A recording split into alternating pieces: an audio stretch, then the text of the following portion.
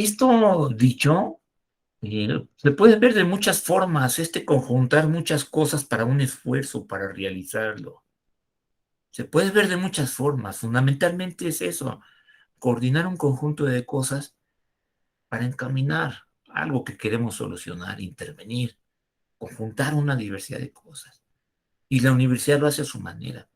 Los trabajadores, los voluntarios en las instituciones altruistas lo hacen a su manera. Los trabajadores del DIF, de diversas instituciones de beneficencia pública, el IMSS, la SEP, muchos otros, los CAMS, lo hacen a su manera, conjuntar esfuerzos, pero la lógica de la universidad, muy peculiar, conjunta esfuerzos, conjunta autores y también eh, coordinaciones empíricas, o sea, lo que yo veo, lo que yo siento, digo, lo que yo estoy constatando en persona, mis experiencias, todo eso se tiene que coordinar adecuadamente con los conocimientos de los autores que yo tengo.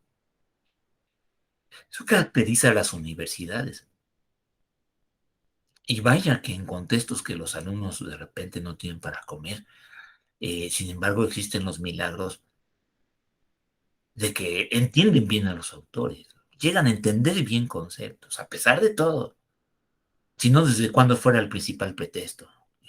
No tengo dinero, sería un pretexto principal. Y estamos en unas condiciones precarias. Pero si de todas formas tenemos muchos libros, ¿quién nos va a enseñar a usarlos? Si tenemos maestros buenos, ¿quién nos va a enseñar a aprovecharlos? Si tenemos a los niños vulnerables allí, familiares, vecinos, conocidos o hasta en las noticias tenemos, ¿quién nos va a enseñar a ejercitar la mirada, a intervenirlos si es que podemos acceder a ellos? ¿Quién nos va a enseñar todas estas cosas? A coordinar autores y experiencias para encaminar en una práctica las soluciones. ¿Quién nos va a enseñar? ¿Cuántas veces lo vamos a tener que estar ejercitando? Ujú. Voy a la ventana.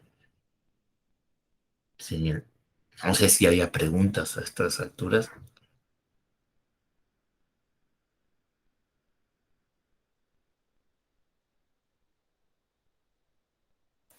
No, profesor. Aquí tienen el objetivo principal.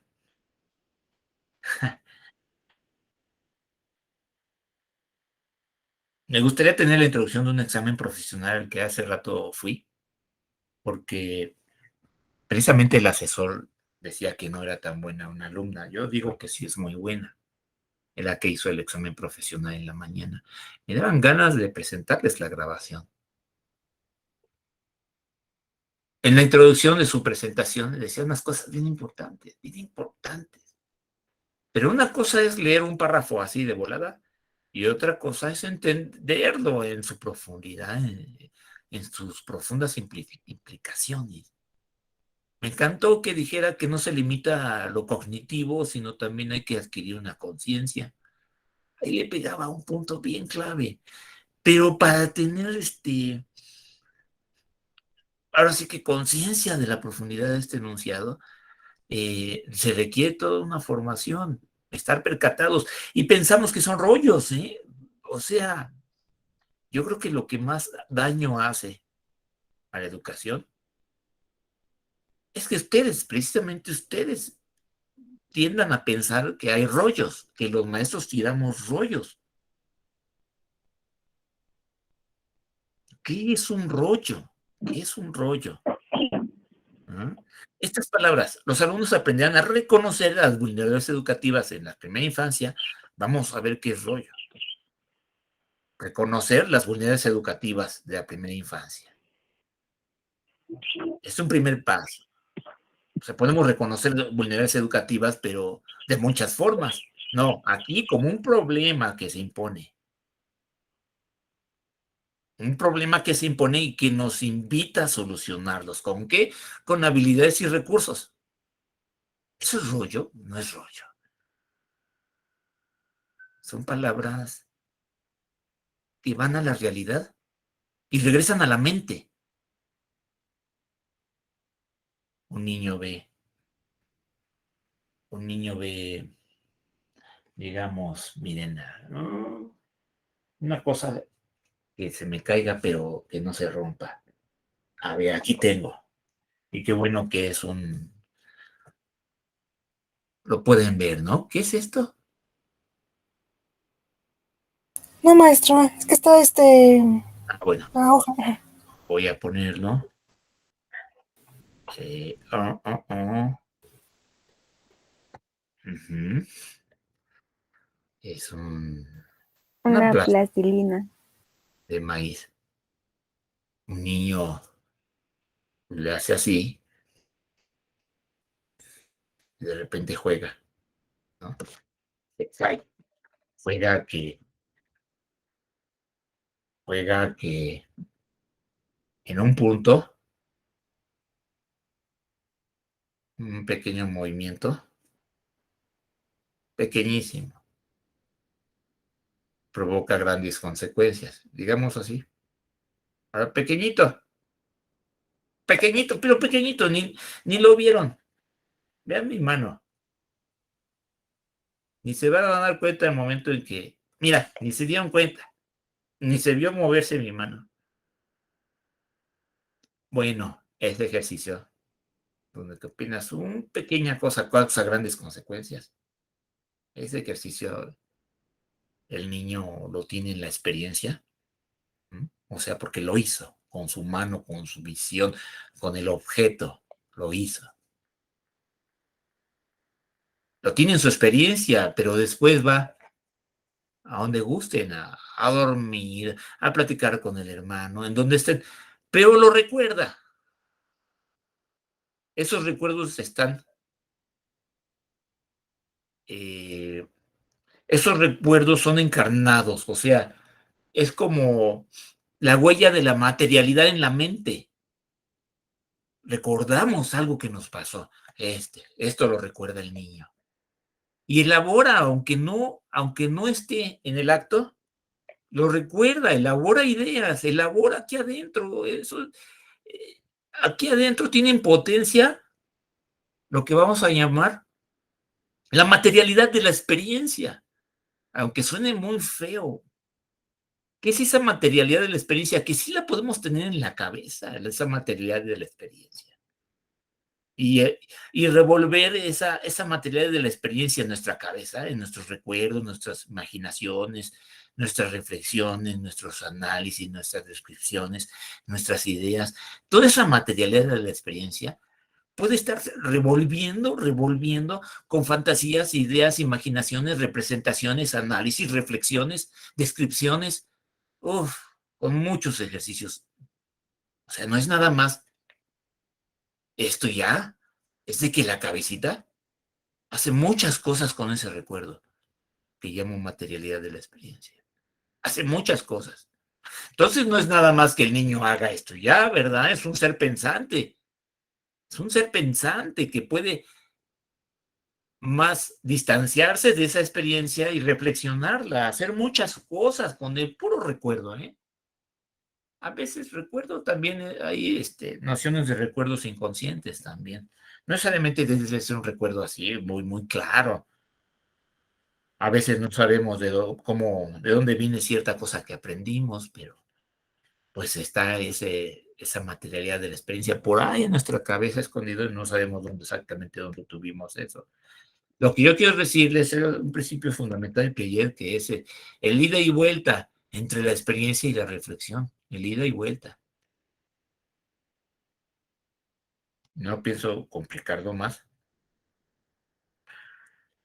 Y esas idas y vueltas, pues imagínense, 10 formas de hacer tesis, 10 maestros que piensan diferentes de esas 10 formas de hacer tesis y que tienen algunas inclinaciones, todos diferentes. Agréguenle a todas las versiones que hay entre ir y venir de la realidad de nuestra mente, o sea, de la experiencia de nuestra mente, agréguenle todas esas diferentes versiones que podríamos llamarlo epistemología. No, pues se hacer tremendo despelote, tremenda confusión, ¿no? Si nuestra cabecita logra hacer todas las distinciones adecuadas, podemos empezar a hacer las cosas, pero mientras no. Entonces, en este enunciado que dice,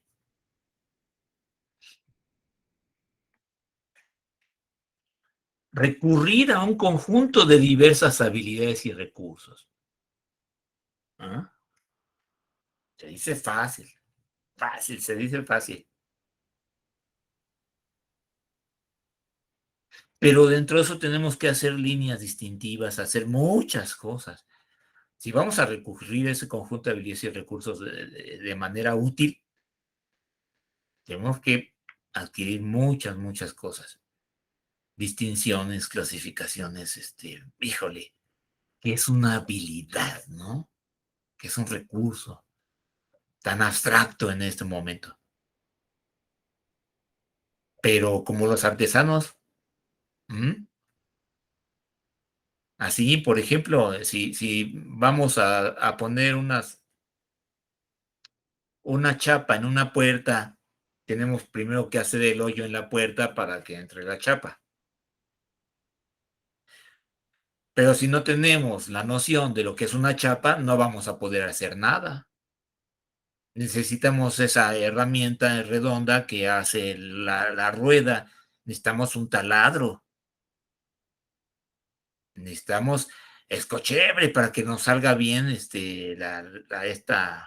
el pasador que permite que la puerta se cierre bien. O sea, necesitamos muchas distinciones, un arreglo, arreglar todas las cosas.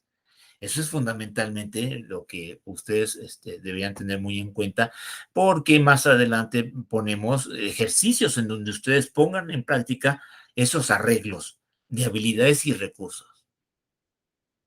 Ya lo adelanté 2 veces. Los beneficios secundarios pues ayudan a esto. Conocer, revisar, analizar y comparar estrategias más comunes de intervención en la primera infancia. ¿Cuáles serían las más comunes, no? Educacionales. Intervención en la primera infancia. Educacionales abarca todo. Bueno, pues sí, porque les pueden decir esta o de esta forma y de esta forma. ¿Cuáles serían las principales? Se puede hacer un recuento, pero eh, el punto 1 nos ayuda a tener como un menú. A ver, huevos estrellados a la mexicana, fritos, con chícharo, con nopales, huevos con frijoles. O sea, ya vimos varios tipos en que se cocinan los huevos. Así igual, varios tipos en los que hay intervenciones en la primera infancia. Igualito que los huevos. Varios tipos de intervención. No es lo mismo una intervención de una madre que una de un psicólogo, de una sociólogo, de un trabajador social, de un voluntario, de un trabajador de una institución pública.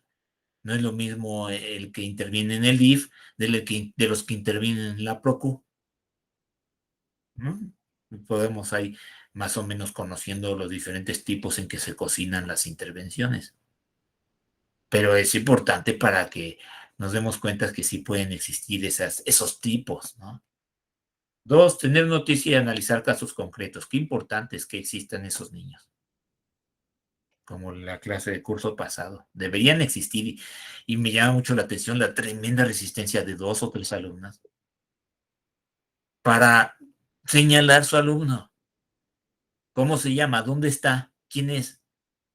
¿Tienes acceso? Y debería ser una vergüenza que finalmente no lo hayamos accedido a ese alumno, ni siquiera para preguntarle, ni siquiera para observarlo. No, el primer requisito es que lo tengamos frente a nosotros. 3, ejercitar y consolidar. Ejercitar y consolidar ejercicios. Estos ejercicios pues son de diversos tipos. Ahora, los dos principales, pues que escriban, ustedes escriban, y la otra, que hablen de sus proyectos. Ya lo dije por tercera vez. Estrategia didáctica. El seminario, como lo hemos puesto hasta el momento, revisar los proyectos de tesis. Ser más conscientes que cuando una alumna está exponiendo, no es de que sea su tema y ya, podemos aprender mucho porque es horizontal, una tesis tiene cosas en común. Formalmente la estructura de una tesis la podemos ver más claramente comparando diversas investigaciones, aunque sean diferentes los objetos de estudio. Por eso de aquí que los puntos en común de los diferentes avances de tesis, pues finalmente sí ayudan a tener una idea de lo que trata el avance de tesis en la lógica académica. Aquí está el punto. 5 páginas a entregar que irían a valer el 50% de la calificación. 5 páginas. Y no sé, digo, es que es el ejercicio de escribirlas. Es el ejercicio de escribirlas. ¿Ah? De exposición de tesis. Aquí es el ejercicio de exponerlo. De exponerla de forma congruente de lo que es un proyecto de investigación. 5 ejercicios. Entonces son 5 páginas y 5 ejercicios.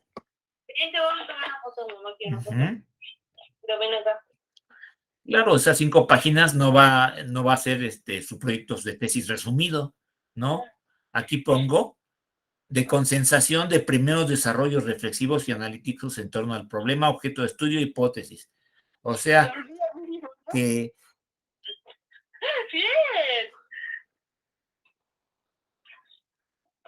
A ver, please, silencio.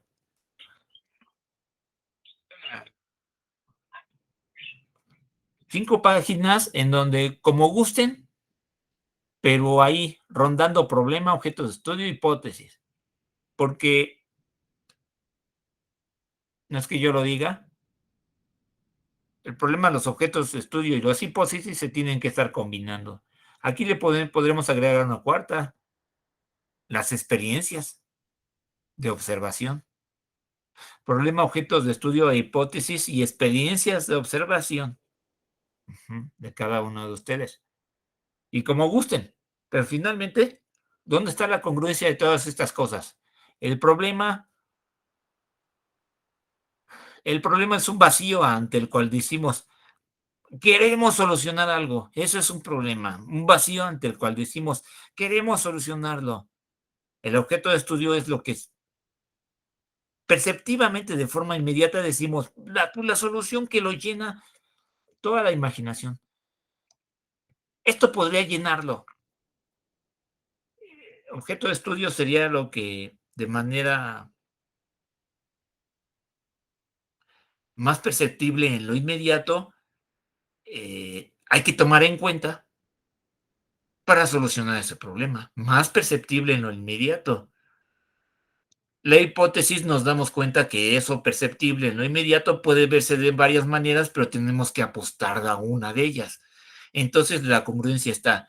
Hay un problema y una necesidad de satisfacer ese problema. Todo gira en torno a la congruencia de un conjunto de cosas que arreglamos para solucionar un problema. ¿Y cuál es el conjunto de cosas que arreglamos? Ahí nos podemos hacer muchas bolas, las que queramos. Cada maestro propone el suyo. Una forma sencilla de decirlo sería las ideas, las experiencias, la estrategia de organizar las ideas y las experiencias para solucionar ese problema. Ahí está la congruencia a la que me refiero. Yo no sé si esas 5 páginas vayan al menos hay que hacer mucho énfasis que esas 5 páginas deben enfocarse a agarrar una congruencia entre estos aspectos de la investigación. Pero dudo mucho que se pueda porque son conocimientos muy, muy amplios, densos. Yo me daría por satisfecho con que desarrollaran algunas habilidades ahí, de esforzarse en hacer congruentes estos diferentes aspectos. Esforzarse en hacer congruentes el problema y su relación con el objeto de estudio y la relación con la hipótesis y la relación con la observación de los niños. Esforzarse por hacerlos congruentes, todo este trabajo. Problema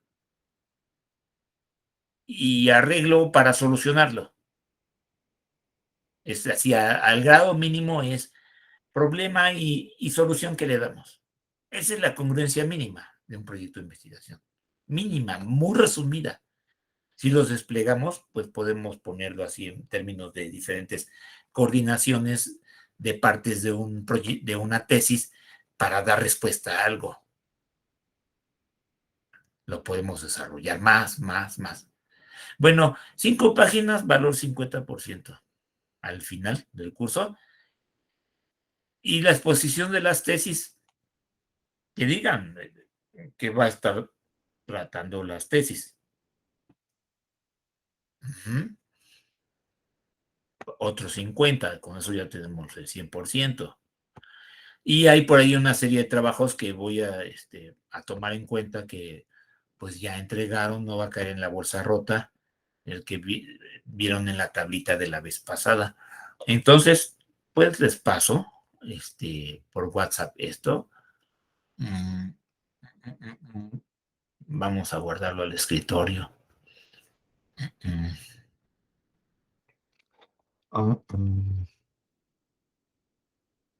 Vamos a llamarlo igual, pero aquí el escritorio. No sé si haya preguntas en este punto.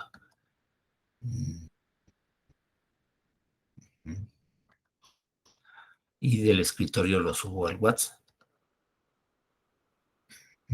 Gracias, profesor. Sí. A ver, vamos a separarme. Aquí me aprendí un truco de separar en una página aparte esto. Eso es el truco que me aprendí. Minimizamos todo. Y aquí sí ya tengo el escritorio y nada más hablo la página que me interesa. Sería el WhatsApp. Lo chico. Aquí. Programa optativa. Ahí les va. Ahí está. Ya lo envié. En Word, ¿no? Ya no me dio tiempo. Lo hubiera pasado a PDF. En fin.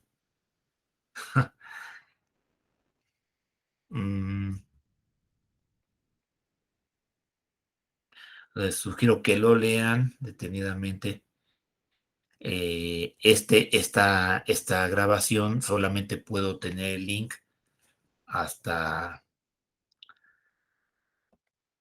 solamente puedo tener el link de esta grabación pues hasta que finalice la llamada.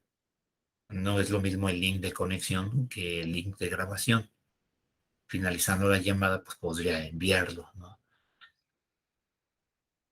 Pero es que la investigación es una de las más complejas y supongamos que dicen, pues no va a ser de investigación, va a ser de intervención. Y hace ratito yo veía, sí, es interesante que de repente digamos, 50 alumnos, ¿cómo le hago para atender en secundaria a 50 alumnos? ¿Cómo le hago si yo sé que unos son más auditivos, otros más visuales, otros más kinestésicos, que es de lo que trata el sentido del tacto, del movimiento del cuerpo, las cosas, kinestésico? ¿Cómo sé si un alumno es más inclinado a tener las percepciones más a flor de piel, de forma visual, de forma auditiva, de forma kinestésica? ¿Cómo lo sé? ¿Cómo lo exploto eso para empujar su aprendizaje? ¿Cómo exploto el conocimiento sobre eso, ¿no? Y luego que son 40, Y luego que hay alumnos que pues no han comido en la mañana, pues hay problemas acuciantes, pero no sé si hayan bolsa rota, ¿no? Por ahí, aquí está Ruth. Digo, garbanzo de a libra. Yo digo que el Ruth es garbanzo de a libra. Bueno, si saben la metáfora, pues no es ofensa, es todo lo contrario. Y es un consejo que va para todas. Por muy complejo que sea alguna cosa, si ustedes no la tienen enfrente, pues van a perderse muy fácil, muy fácil. Tienen que tener frente a ustedes ese niño fenómeno, o como lo veamos, pero está frente a uno, lo tenemos que tener, para empezar. Y si empezamos a pensar en cosas de libros, de ideas, por ejemplo, eh, en México existen 10 millones de niños vulnerables, o sea, 10 millones. Bueno, es posible tener 10 millones de niños en México enfrente de nosotros. Estoy hablando 12 millones de niños menores de 6 años ahí en México. Nunca podemos tener esos 10 millones, 12 millones de niños enfrente de nosotros, imagínense, ¿no? Van a ir muchas imaginaciones ahí, de un montón de una realidad muy compleja. Pero yo digo que es sagrado la experiencia inmediata. Un solo niño enfrente, un grupito. ¿Cuántos? ¿Uno, dos, tres, cinco, 30? No lo sé, pero que esté enfrente. No sé si 100 se dispara mucho. Vamos a pensar en términos de que no sean más de 10. Y es nada más un ejercicio, ¿eh? Porque si esos 10 niños no los tienen enfrente de ustedes, se van a perder muy fácil, muy fácil. Por más que hayan ido a la universidad, va a valer gorro, totalmente gorro, todo lo que le digan los maestros, los libros. ¿Por qué? Porque no fueron capaces de enfrentarse a esa realidad de esos niños enfrente de ustedes, enfrente, de carne y hueso. Y aquí viene lo interesante, porque no se trata nada más de que ya están ahí ya. Se trata de todo un escenario. ¿Cuál es el escenario en donde los tienen frente a ustedes? ¿Cuál es ese escenario? ¿En qué contexto es que están frente a esos niños, esos bebés pequeños? ¿En qué contexto? ¿Un aula? ¿Un patio de recreo? ¿En la calle? ¿En qué contexto? ¿Y podemos controlar esos contextos? Sí, sí los podemos controlar. ¿Los podemos escoger? Sí, también los podemos descubrir. O sea, no somos totalmente impotentes ante lo que tenemos enfrente. Y nunca somos totalmente impotentes ante las realidades con que nos encontramos frente a nuestras narices, frente a nuestros ojos.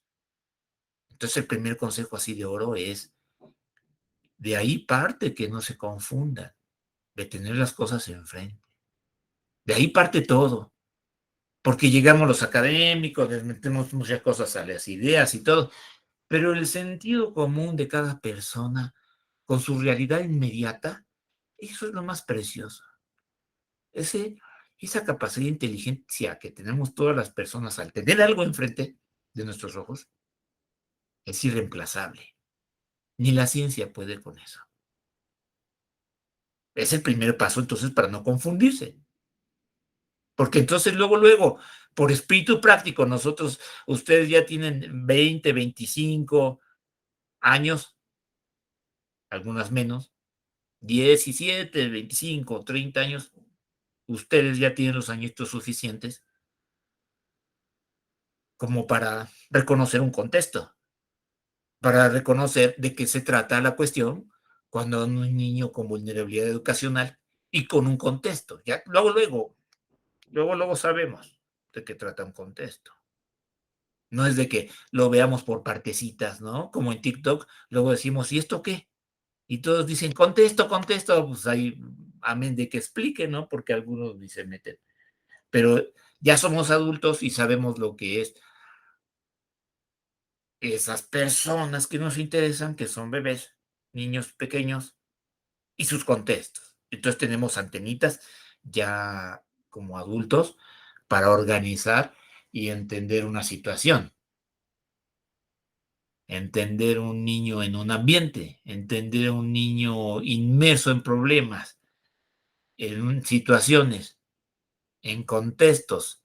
Tenemos una habilidad natural, un conocimiento práctico que nadie nos dice, nadie nos cuenta cómo hay que comportarse al viajar en metro o al estar en un aula, cómo hay que comportarse al ir al PAN, cómo hay que comportarse, ¿no? Y por conocimientos prácticos ya sabemos cómo. Lo que pasa es que no pensamos y precisamente todo ese saber es el que tenemos que estar trabajando en la lógica de la ciencia para poder arreglarlo en función de lo que la academia exige. No sé si vaya rápido, ¿eh? El conocimiento que ya tenemos de los escenarios cotidianos de la vida social es un conocimiento que por primera vez hay que hacer un ejercicio de arreglarlo de forma diferente para poderlo ver desde la academia. Si no, voy a quedar en que, ay, pues tengo 40 alumnos de secundaria, ¿cómo le hago para enseñarles desde la lógica auditiva, visual y kinestésica? Pues hago clasificaciones con ellos y los agrupo según esos grupos. Y después hago intervenciones con ellos de acuerdo sus capacidades de sentidos más desarrolladas. Qué fácil, ¿no? Eso se te ocurrió así, nada más se te ocurrió, ¿no? O sea, y una universidad nada más para hacer eso, ay, no, no, o sea, tanto tiempo. No, tienes que coordinar más cosas, o sea, fuiste a una universidad no para plantear problemas facilísimos y después solucionarlos facilísimos. Y es viable eso, de que un grupo de 40 alumnos intervenir, clasificarlos según la visión, sean más capaces, según, a la hora de la hora, se nos rompe eso. Podríamos pensar en otra cosa más viable porque esas superficialidades no avanzamos mucho. Pero hablando de los contextos, es muy valioso reconocer los puntos significativos y cuando yo les pregunto sus tesis, ¿cuáles son los puntos significativos eh, que les interesa desarrollar en sus tesis?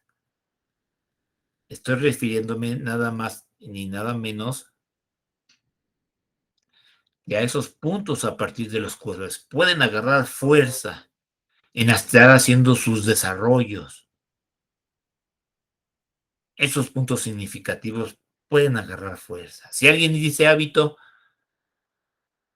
pues el hábito es un campo de realidad, no es de que veamos, a ver quién conoce al hábito, quién lo conoce. Nada más lo conocemos en fragmentos. Es una construcción abstracta, lo que se llama hábito. A mí nunca me han presentado un hábito. Un hábito frente a nuestros ojos, sí, pero en determinado momento y contexto. Y nada más no vemos el hábito, vemos sus referentes empíricos. El hábito como tal es una construcción conceptual y esa construcción conceptual tiene que ver con sus manifestaciones empíricas. El hábito de dormirse tarde, pues tenemos que esperar a la noche, ¿no? Sí, para que se presente, no el hábito como tal, sino una manifestación empírica del hábito, que en este caso es dormirse tarde. Entonces, nada más existen manifestaciones empíricas y construcciones de la mente, que hasta un niño pequeñito hace, ¿no? Eh, pero podemos ir a la eras tú, Saraí, del hábito, quien... Sí, maestro. Vamos a abrirlo. Ajá. Vamos, ahora sí. Pero el documento que mandé ya tiene otra estructura. Pero igual estoy con eso. Ese es el que estoy... Ajá. Una ventana. Sí, es ese. Aquí está. Es más fácil por ventana, ¿eh? Aquí está. Y digo, aquí va la reflexión a propósito de esto. Es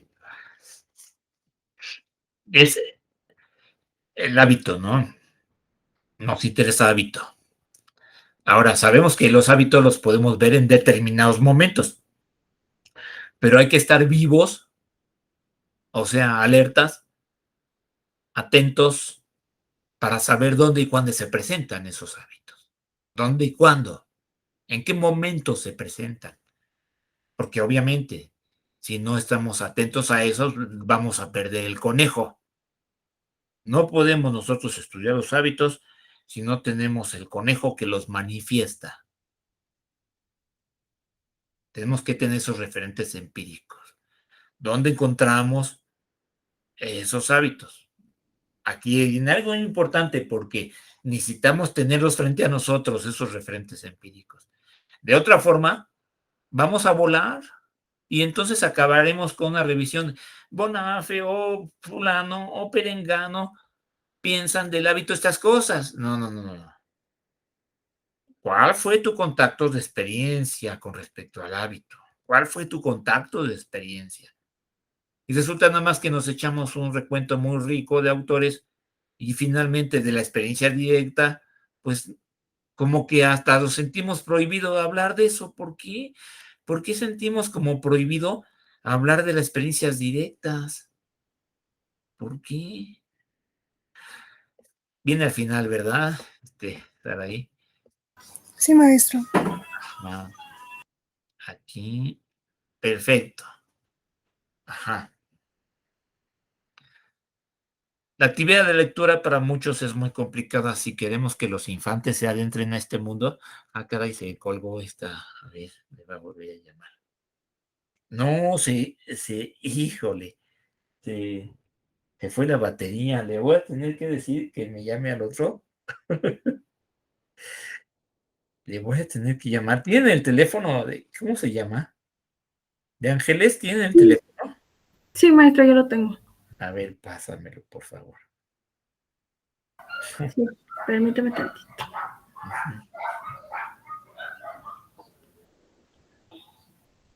Es 55 30 Sí. 86 Ajá. 72 Ajá. 07. Ok.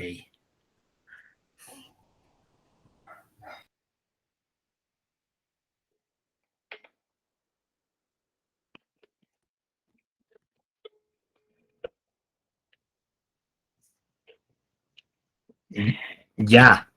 Ya, gracias, maestro. Sí, es que ya no, que bueno, se me cortó la llamada. Bueno.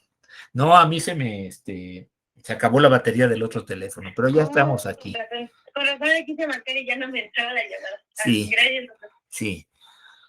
Entonces, la lectura para muchos es muy complicada. Estamos leyendo el trabajo de Saraí.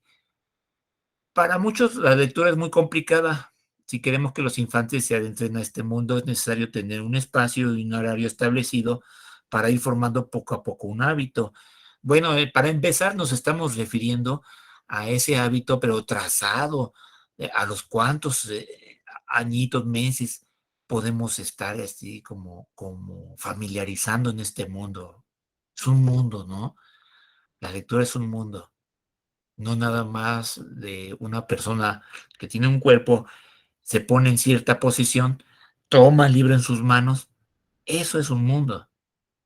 Ese mundo y pensarlo en función de los meses que va el niño creciendo desde pequeño, ¿cuántos meses van a ser los primeros, no? Si al mes nos ponemos, pues obviamente no va a entender nada, ¿no? O sea, le va a valer totalmente gorro que ahí esté alguien con un libro de enfrente, ¿no?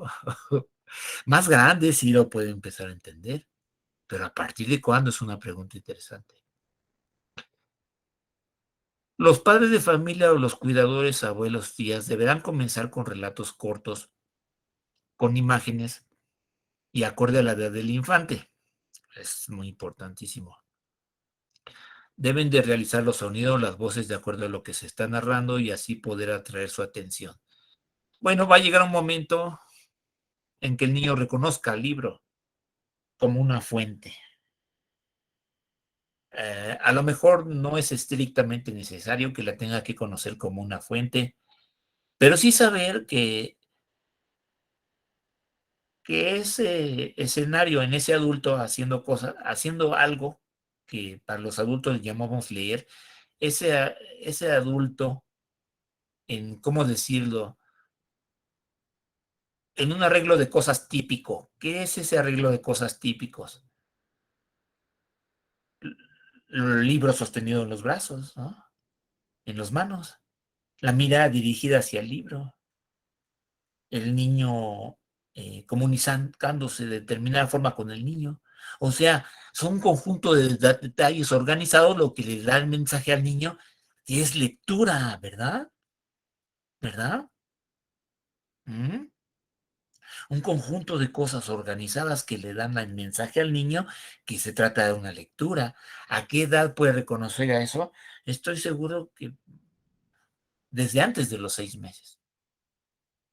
Pero habría que, aquí ya es lo que les digo, tener ese niño menor a 6 meses enfrente en el escenario de una lectura de un libro. Y si no lo tenemos enfrente y no somos capaces de poner nuestras antenitas para decir de qué se trata esta realidad, este mundo, nos vamos a perder muy, muy, muy fácil, porque lo que precisamente habla a nosotros es esa capacidad de interpretar en un determinado escenario, una determinada situación.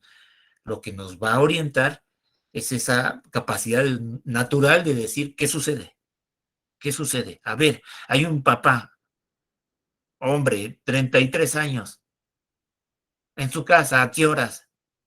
Y agarró el libro. ¿Qué libro? ¿Cuáles son los gestos que hace? ¿El niño quién es? ¿Cómo se llama? ¿El niño qué hace? ¿Es hábito o lo hace por primera vez? La mamá, ¿dónde están? ¿Dónde están los demás hermanos? A ver, aquí, enfrente, enfrente. Hay una habilidad natural de todos para detectar de qué trata la cosa. Ajá. Ese es el referente empírico que tiene que existir. ¿Cuántas veces? Ya depende cómo estemos haciendo la estrategia, la metodología. Los padres de familia o los cuidadores, abuelos, tías, deberán comenzar con relatos cortos, etcétera. Deberán comenzar con relatos cortos. Esa es como una estrategia introductoria. Hay libros que tratan de imágenes, es un primer entrenamiento, pero también tienen que saber poco a poco que existen las palabras, ¿verdad? Pero aquí no existen referentes empíricos, es nada más una forma de organizar las cosas. Los padres de familia deben comenzar con relatos cortos, imágenes y al acorde a la realidad del infante. Ahí ya es una construcción abstracta, una construcción conceptual que no apunta al referente empírico, apunta a organizar la concepción de determinada forma. Bueno, créase hace algunas sugerencias para que seleccionemos obras literarias enfatizando lo antes dicho. Comience con ilustraciones sencillas. Repita las lecturas a los bebés. Álbumes que tengan pocas oraciones por página. Varía la extensión y los temas de sus lecturas. No seleccione el libro que hayan escuchado ellos ya antes. No repetitivos. En voz alta. Ellos irán desarrollando sus habilidades cognitivas. Que el lenguaje se realice de manera estructurada. Bueno, todas estas, pues podría a ustedes parecerles obvias que tienen los referentes empíricos. Pero ¿por qué despreciamos? El ese referente empírico, esa experiencia de tener ¿por qué los despreciamos? ¿Por qué optamos por las construcciones, ¿por qué? ¿Por qué no estamos abiertos? ¿Por qué no estamos abiertos a esas situaciones? ¿Por qué no cerramos y empezamos a hacer un montón de elaboraciones? Estas ya son elaboraciones, lo que los sugerencias de Trelease, que por cierto hasta parece una paráfrasis. Trelease, casi le hace tres, bueno, así se llama el autor, ni modo. Estas ya son elaboraciones. Yo les preguntaría, y el niño y el adulto? No, el niño y el adulto están para ejemplificar los ejercicios de estas elaboraciones. Lo estamos asfixiando, lo estamos asfixiando. El niño y el adulto están para que nosotros como expertos les digamos qué hacer. Están matando a la gallina de huevos de oro porque es precisamente lo que tenemos enfrente, de lo que tenemos que aprender. Pero para aprender de lo que tenemos enfrente, hay que hacer arreglos. Y esos arreglos es a los que no estamos acostumbrados. ¿Cómo las realidades a las que nos enfrentamos hay que reelaborarlas y organizarlas para verlas desde el problema académico? ¿Cómo se hace eso? Dudo mucho que alguna vez lo haya puesto algún maestro de esta forma las cosas, pero es que es muy claro. Si de verdad queremos amar y respetar a las personas, en toda su extensión de la palabra, estaremos abiertos, no nada más a escuchar a las personas, a verlas, a entrar en contacto con sus realidades. Si no las respetamos mucho, llegaremos como supuestos expertos o despreciaremos los que hacen. Nosotros no estamos para despreciar lo que hacen los papás en ejercicios de lecturas. No estamos para despreciar lo que hacen. ¿A quién se le ha ocurrido hacer una tesis de lo que se puede aprender simplemente observando la creatividad de los padres al leerle a los niños? ¿A quién se le ha ocurrido una tesis ahí? Que si tienen creatividad, sí, mucha, pero el ojo hay que entrenarlo para saber verla. Y ellos pueden decir, no, maestro, nadie, ni un papá se dedica a leerle a los niños y no son creativos en ese sentido y ya por eso ya nada más vamos a matar a la gallina de huevos de oro. O sea, y ya por eso tampoco los vamos a buscar, nos vamos a derrotar. O sea, esa actitud es grave de decir, pero no merece la pena observar a los actores porque precisamente nosotros somos los expertos y además ellos ni hacen las cosas. Momento, ahí le estás faltando totalmente al respeto a la gente. Al decir, no merece observarlos. Al decir, ellos no les leen y menos de manera que aprendan, no de hábito fructífera. Y si acaso lo hacen, uy, maestro, hay que buscar. ¿Y se dan cuenta cómo soy irónico? Hace falta buscar debajo de las piedras para encontrarlos. Así siempre no vamos a salir de una actitud como de pedagogos déspotas que vienen a imponer cómo deben ser creativa la gente, sin respetarla. ¿Qué respetar a la gente? ¿Cómo puede ser creativa? En realidad, mi fuente de inspiración de toda mi formación es el tremendo potencial que tiene la gente común y corriente para hacer las cosas, incluyendo ustedes. Todos podemos llevarlo a cabo, todos. Entonces, en todo esto hay una cosa que sí se, y entonces es un buen ejercicio. Comience con ilustraciones sencillas en blanco y negro, pero aquí yo no voy a darle, me voy a tomar la libertad de matizar lo del Trelease. Y entonces yo ya no lo voy a redactar. Haga esto, haga el otro, haga el otro. No, a ver, experto. Un momento, experto. Un momento. Aquí yo tengo una persona muy valiosa que hace sus ejercicios y no es para despreciar sus capacidades, sino todo lo contrario, reconocerlas. Ay, me dio de doble. Me dio doble. Mm,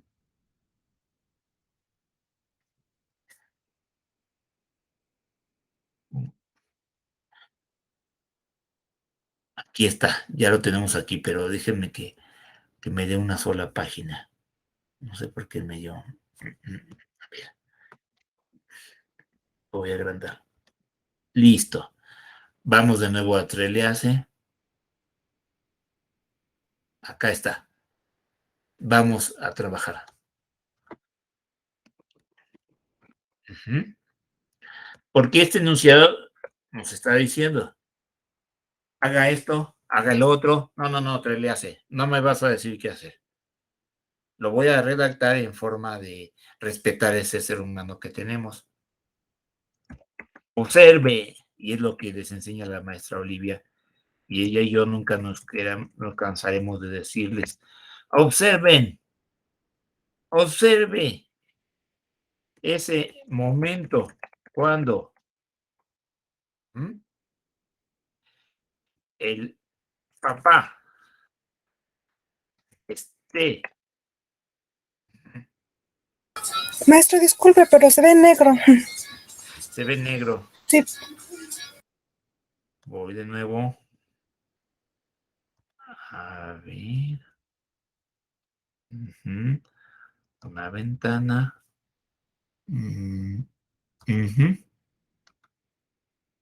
¿Ya? Sí, maestro, ya. Ya, maestro. Es diferente aquí. Observe ese momento cuando el papá esté recurriendo a determinado libro. Y claro, sí pueden decir cuál es, tan solo preguntaría.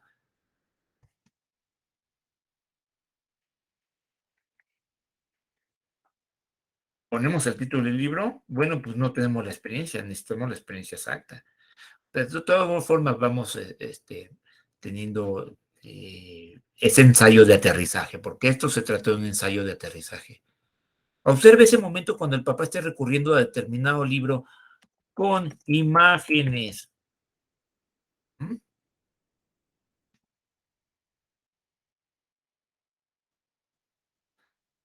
¿Cómo? ¿Cómo recurre a las mismas?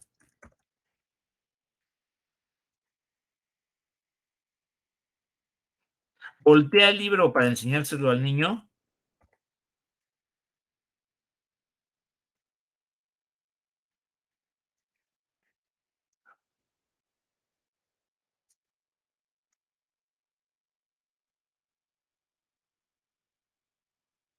¿O lo pone en la mesa y acerca al niño para que vea las ilustraciones?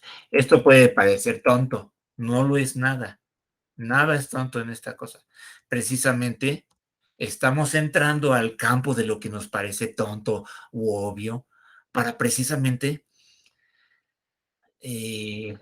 ver qué importante es estas pequeñas variaciones perceptivas de las que no nos damos cuenta.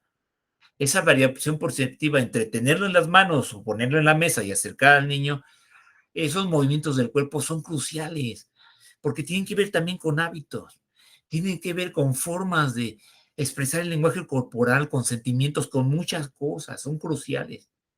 No es cualquier cosa.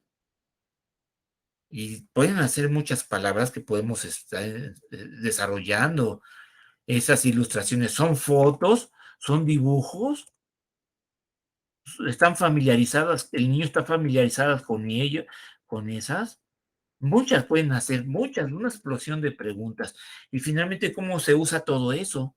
Precisamente para ver cómo arreglamos el escenario, cómo nos atrevemos a decir que hay un significado central en todo este mundo.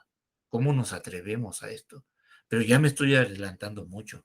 Para empezar, nada más le estamos diciendo a Trelease, en lugar de hacer los ejercicios, yo me voy a observar y analizar. ¿Cómo voltea al niño para enseñarles esas imágenes? O lo pone en la mesa y acerca al niño para que vea las ilustraciones. Perdón, es que tengo el teléfono aquí. Se trata de dibujos, se trata de fotos.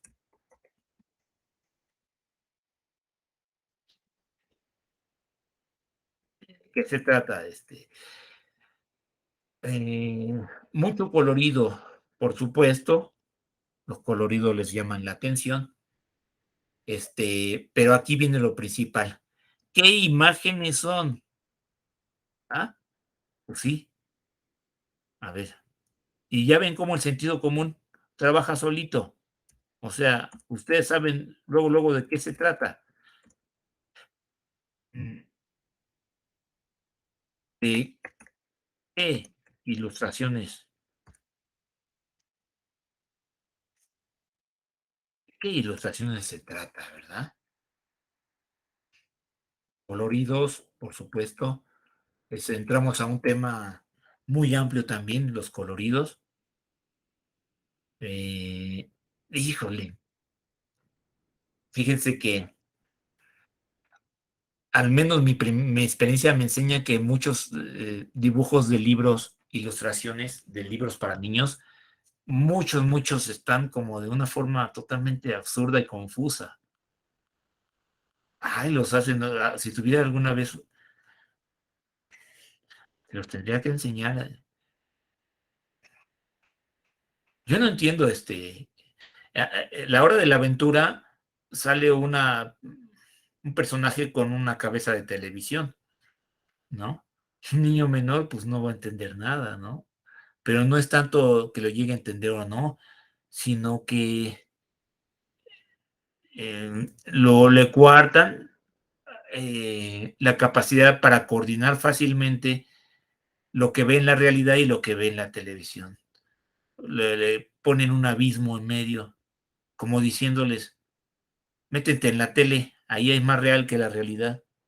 En fin, ese aspecto tan sutil sería todo un tema, pero es que me parece muy absurdo muchos libros de ilustraciones que tienen muy deformes las figuras. Yo no me gusta nada eso, hasta sospecho. Pero ya, vamos al tema de los colores. Pues depende. ¿Se trata de un hipopótamo? Ajá. A un niño le enseñan una imagen y puede ser que ni le interese. Y le enseñan otra y le interesa. ¿Cuáles llaman más su atención de él? ¿Cuáles ilustraciones? ¿Cuáles ilustraciones le llaman más la atención? ¿Es capaz el papá de enganchar su atención? ¿Es capaz el papá de enganchar la atención?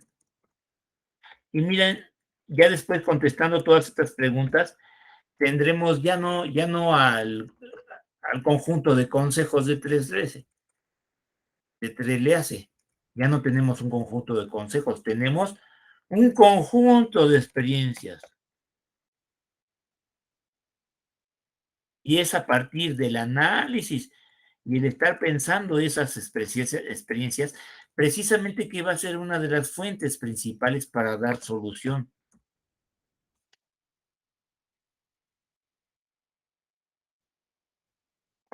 al problema de la tesis. Que si de otra forma, si ignoramos esto, pues ya nada más Trelease ya nos dio la respuesta. Ya, ¿para qué le hacemos? Ya nos dio la respuesta Trelease. No, no hay que ignorar esto. La experiencia, el campo empírico es fuente de material a trabajar, fuente de material para organizarlo y dar respuesta. Entonces, aquí le estamos diciendo al Trelease, no me vas a dar consejos. ¿Me vas a dar consejos? Le estamos diciendo al autor. Yo, a través de mi capacidad nata para identificar las cosas que valen la pena en contextos, escenarios y situaciones específicas de lecturas a los niños, puedo valerme de esa gran fuente de la academia y la ciencia llamada trabajo empírico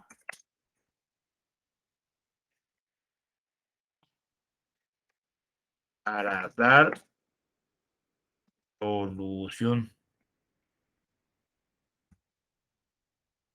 ¿Problema?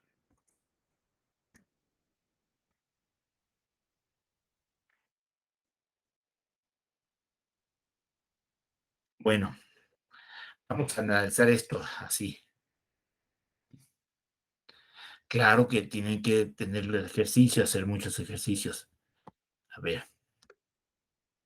No me vas a dar consejo, Tresle. Yo a través de mi capacidad nata para identificar las cosas que valen la pena en contextos, en escenarios y situaciones específicas de lecturas a los niños, puedo valerme de esa gran fuente de la Academia de la Ciencia llamada trabajo empírico para dar solución al problema planteado en mi tesis. Ya empiezan a verlo, ya empieza a verse de forma distinta, y entonces en cada uno de los consejos que trata de decir, pueden haber preguntas y referentes empíricos.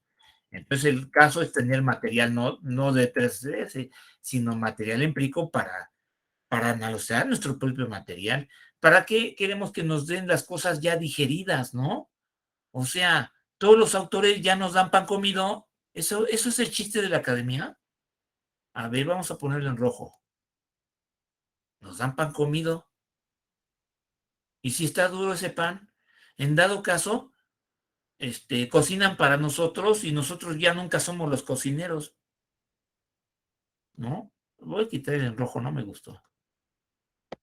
Pero entonces la lógica, ya apuntada a los desarrollos, aquí el desarrollo del hábito, pues nos están diciendo en abstracto, dice que en abstracto, hagamos estos consejos y promovamos esos hábitos. Pues entonces vamos a fin de cuentas, el secreto de hacer un rosario de consejos. A ver, el secreto de la tesis. Y lo digo abiertamente. Sí. El secreto. Ay, ay, ay, ay, ay.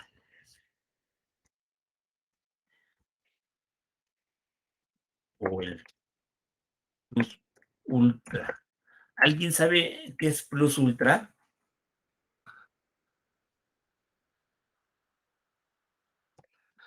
Secreto. El plus ultra. La clave. La cuestión nodal o central de las tesis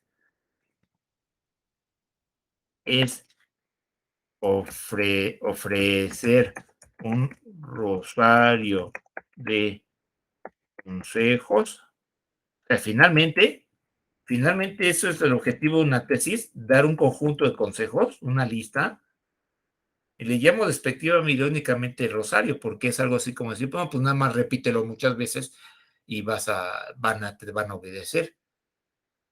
Eso es de verdad una tesis, aunque sea de intervención.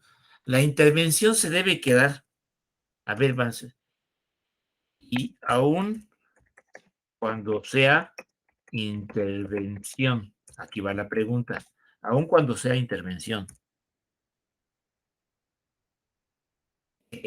se trata solo de dar consejos.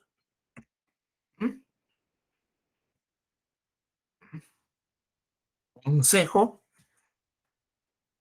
esta palabra necesitamos de plano, diseccionarla, criticarla, descomponerla.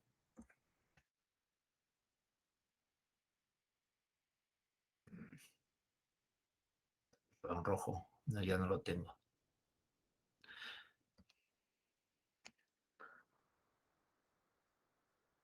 Consejos, y vamos a decirlo así, decir lo que hay que hacer.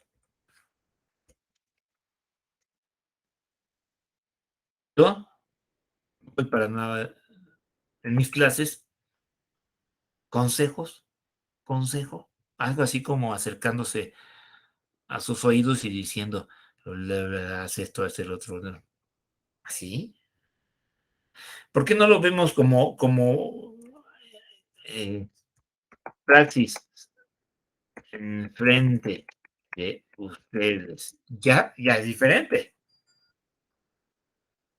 Practico las cosas en frente a ustedes, no doy consejos. Al practicar las cosas en frente de ustedes, recorren de alguna forma ese camino y también pueden ensayarlo y deberían ensayarlo. Cuando digo debería, siempre es consejo. Cuando hago esta praxis en frente de ustedes, ejercitan, ejercitan el camino. Entonces, no son consejos, no se trata de decir qué hacer. Vamos a tachar. Oh, acá está difícil. Qué feo me puso aquí este Word. Ush, me está. Lo iba a tachar esto. Aquí lo puedo tachar. Pero no hay tachados aquí.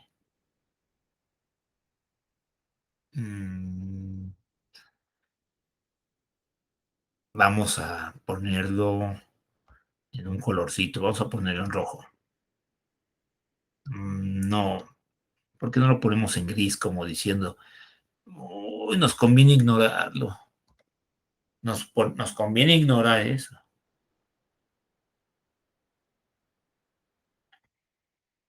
Desarrollar prácticas se trata. No se trata de dar consejos. Se trata de desarrollar prácticas. Podríamos hacer muchas bolas y decirnos, pero ¿acaso los consejos sobre desarrollar prácticas no es un consejo a su vez? No nos vamos a meter con esas cosas. Nada más quedémonos con que no es tanto consejos como cuál es la materialidad de la idea. ¿Cuál es la materialidad de la idea y cómo esa idea en su potencial, en interacción con la materialidad de la experiencia, cuál es su potencial? A lo mejor no me están entendiendo de chucha, pero yo lo que quiero decirles más directamente es que hay otra forma de ver la realidad para aprender de ella desde la academia. Y esa otra forma es muy, muy, muy respetuosa de lo que aprendemos de las observaciones y de las ideas de los autores.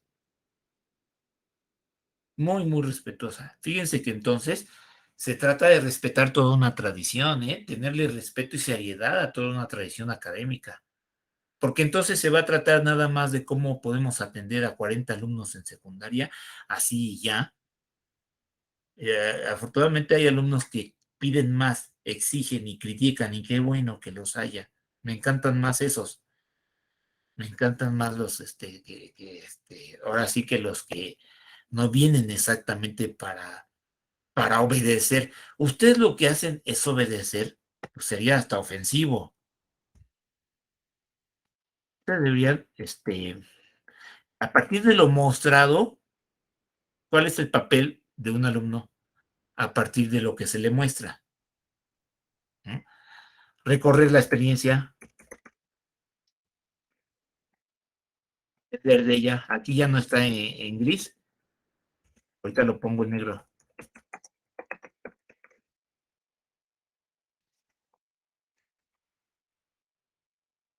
Y ya no es un alumno obediente, ¿verdad?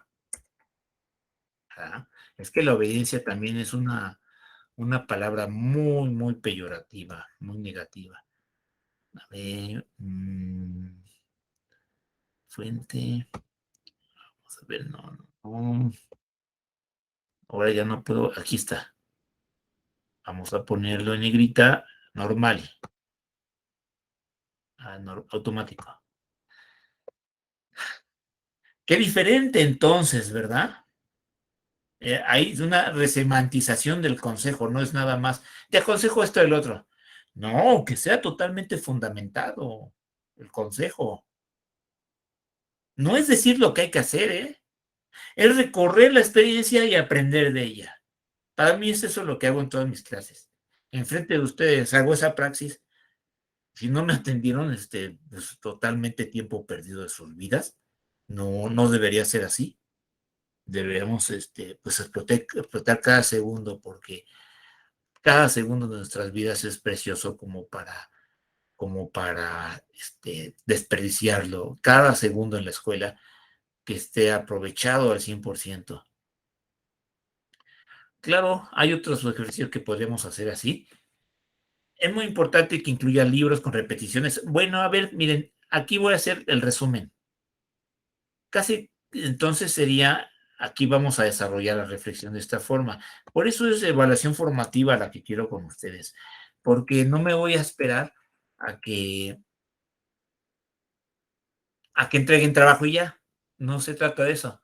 Aquí con ustedes los vamos a estar empujando, mostrando, que tengan esa experiencia subjetiva de recorrido de camino. El hábito, los hábitos a promover, los hábitos no se deben no se deben copiar, rescatar, no se deben retomar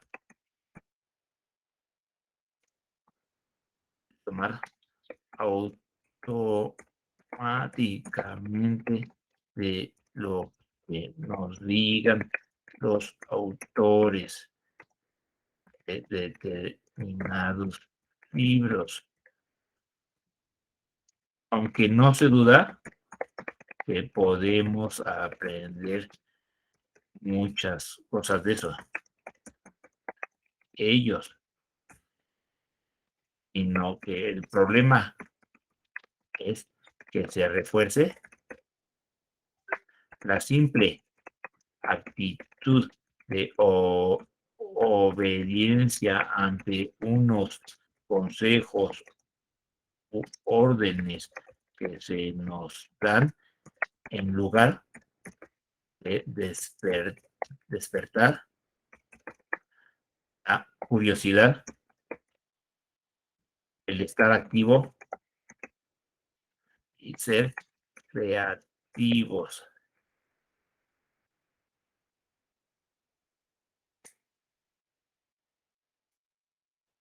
Y ser creativos. Aquí entonces, ya casi, entonces sería una redirección, Sacil, ¿no? Sacil como diciendo, no hay que irnos totalmente con la finta de un autor que nos da consejos. Vamos a aprovechar ese autor para mirar la realidad y descubrir cosas en esa realidad. Y entonces este párrafo nos redirecciona. Entonces, ¿cómo lo ponemos? Azul. Vamos a ponerlo, vamos a ponerlo así. Me gusta así.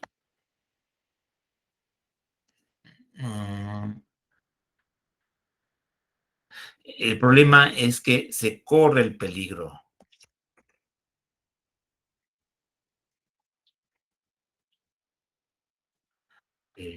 Forzando. Ya lo tenemos, ¿verdad? Entonces sí, entonces el hábito, hay otra forma de referirnos que vimos ahorita en este pequeño ejercicio o sea, ahí aprendimos que el hábito tiene sus expresiones empíricas. Aquí vamos a ponerlo así. El hábito tiene sus propias expresiones empíricas, de las cuales es necesario aprender no solamente, pero no me gusta y parece, siempre que son así las letras me siento que grito. A ver, vamos a poner aquí está, minúsculas. Híjole, no, minúsculas. Bueno, no, minúsculas, no está aquí. Ay, Word. Bueno, ni modo, voy a gritarlo. El hábito tiene sus propias expresiones. El hábito tiene sus propias expresiones empíricas de las cuales es necesario aprender no solamente a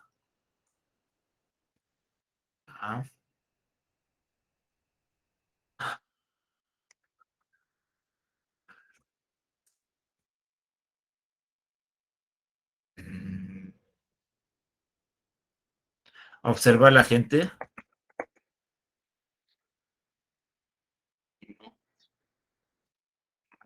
importante aún obtener datos para dar respuesta a la tesis o a las necesidades. No sé, ya después iremos desgranando. Es un tema que tiene su complejidad, sí lo reconozco, pero no podemos limitarnos a quedarnos en la simple. Está ser muy fundamentado. O sea, precisamente el fundamento de nuestra respuesta es porque tuvimos experiencia, contacto directo. ¿Y acaso esos son ideas de autores? Son elaboraciones, ¿no? Y que nos perjudican un poco más porque deberíamos entrenar las nuestras, ¿no? A ver, aquí está. No me gustó mucho, pero sino más importante, ¿no? No me gustó. No aprendo no solamente a aprender, no solamente a. No me gustó mucho. Sus propias expresiones empíricas de las cuales es necesario aprender no solamente a voltear los ojos a la realidad, sino más básicamente a saber explotarla para hacer nuestras propias elaboraciones.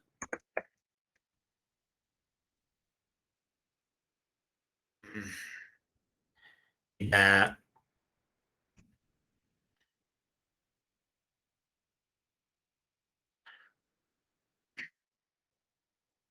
ya será un tema muy, da mucha tentación, pero será un tema más, para después. No resisto, es súper importante hablar de este tema. Así como todos sabemos de qué trata ir a la tienda a comprar un chicle, igualito los docentes creen que cuando están en un aula, pues re fácil, ya nada más dan la exposición y, y los alumnos responden, contestan. Si hay una ronda de preguntas y respuestas, no saben que verlo así es de cabezas duras. Ver que lo único que hace el profe es exponer y los alumnos ahí aprender o contestar, es ser muy cabeza dura, muy cabeza dura. Yo creo que el ámbito de la escuela, el ámbito del aula, es la más cerrada para meternos ladrillos en la cabeza. ¿Por qué ladrillos en la cabeza? No nos damos cuenta que somos dinámicos y complejos dentro del mismo aula. Pero ¿cuál es el chiste de ver esa complejidad, ese dinamismo en el aula? ¿Por qué? ¿Por qué nos conviene vernos en cuanto a complejidad y dinamismo en el aula? ¿Por qué nos conviene verlo así, ver así el aula? En primer lugar, porque nos acerca más a la realidad. En segundo lugar, porque no somos simples peleles, no somos simples idiotas obedeciendo a pautas. Estamos activos en todo momento. Yo creo que ese es el punto.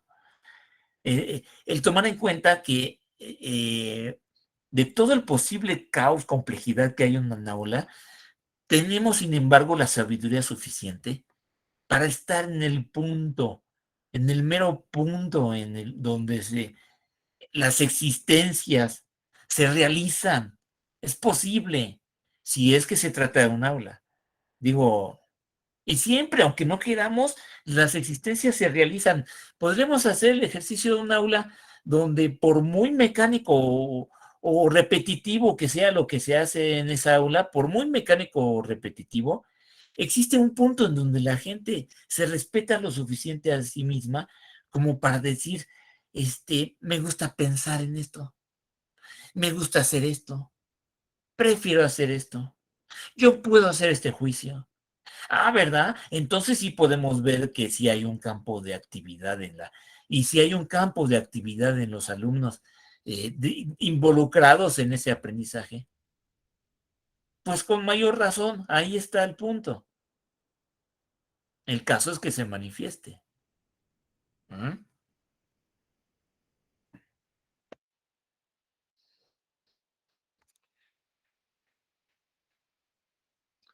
Conclusiones podemos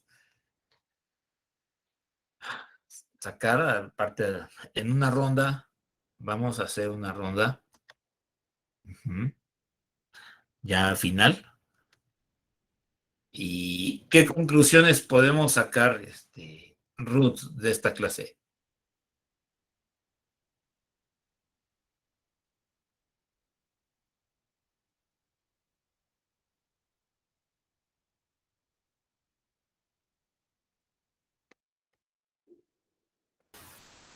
¿Ya me escucho?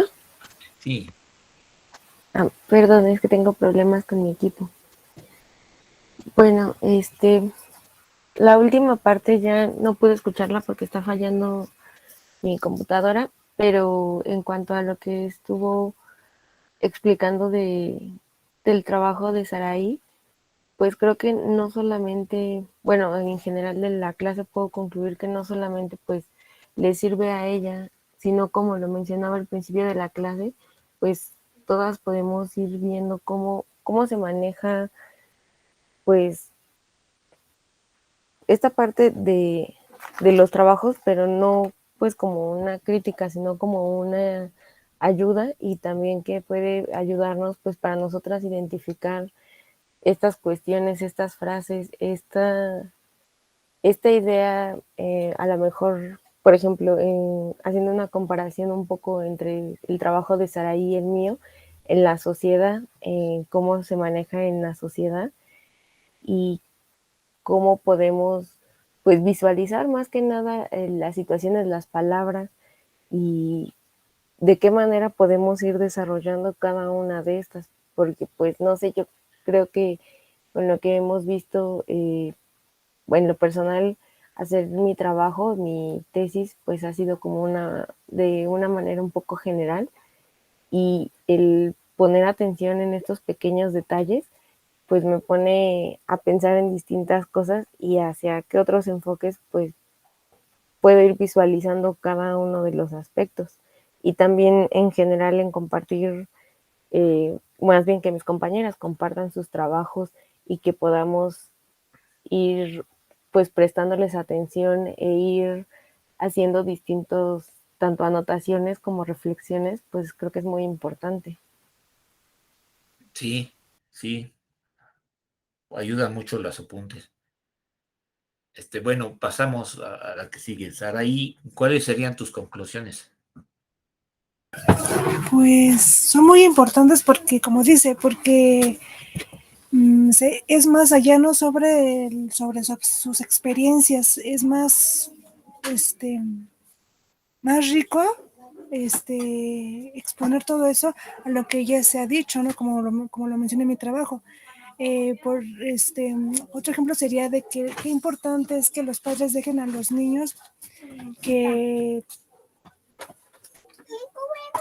que agarren el libro, que lo exploren, ¿no? Porque no solamente es que se lo lean, sino que el niño también explore con el libro y que también que es diferente una lectura en tenerlo en físico el libro, en tenerlo en un dispositivo.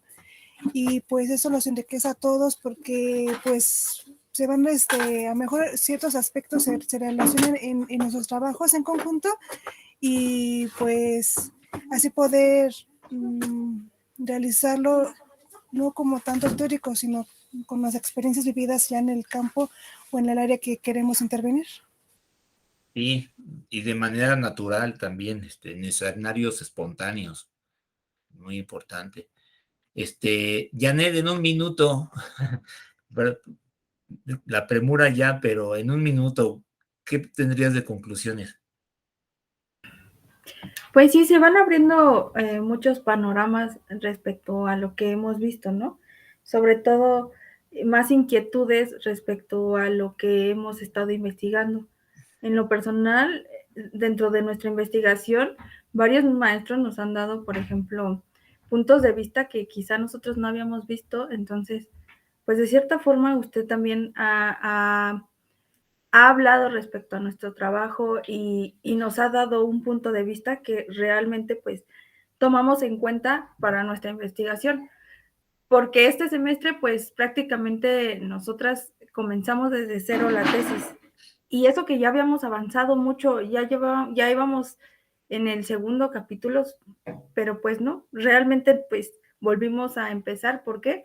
Porque encontramos muchas fallas en nuestra investigación, cosas que estaban de más y cosas que nos hacían falta. Entonces pues decidimos iniciar de nuevo y realmente ahora vemos hasta nos da pena el hecho de saber que mandamos un trabajo que pues ahora lo vemos y decimos, no, pues nada que ver con lo que No, teníamos. es normal, al inicio completamente normal. Pero bueno, gracias, Berenice. ¿Cuál sería una de las conclusiones que sacaras en un minuto, así rápido?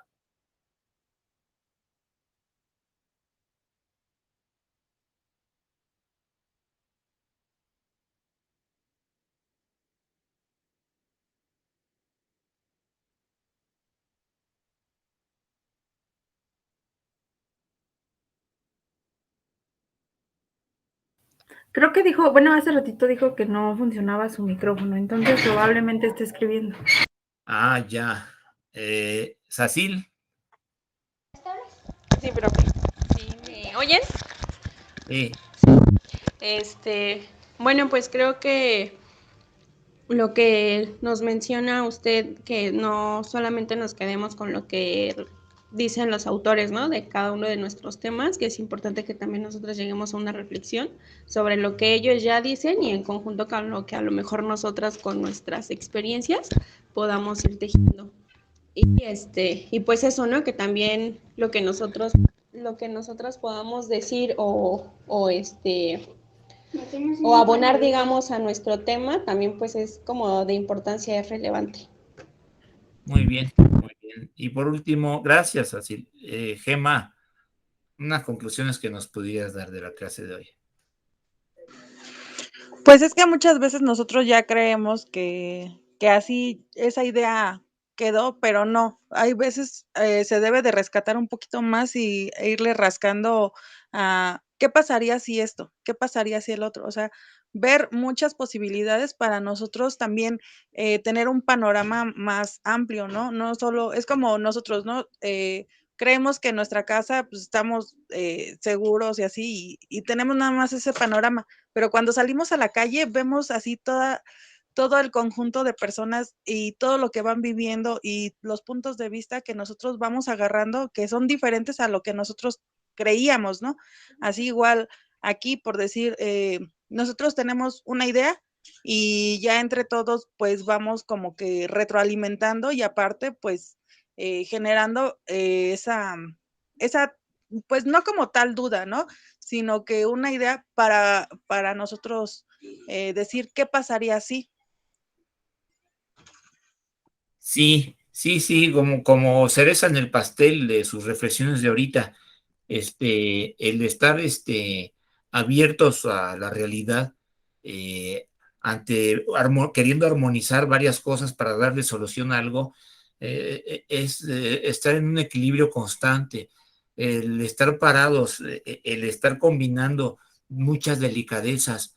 No es un trabajo nada más de una respuesta fácil y ya, es todo un trabajo artesanal, todo un conjunto de equilibrios. Es complejo, pero podemos tener el conocimiento de como personas, como para manejar muchas cosas como ciudadanos y también como personas, de aprender a equilibrar muchas cosas en nuestras respuestas, pero también aprender el contexto de la academia, cómo se hace con autores, cómo se hace con reflexión empírica.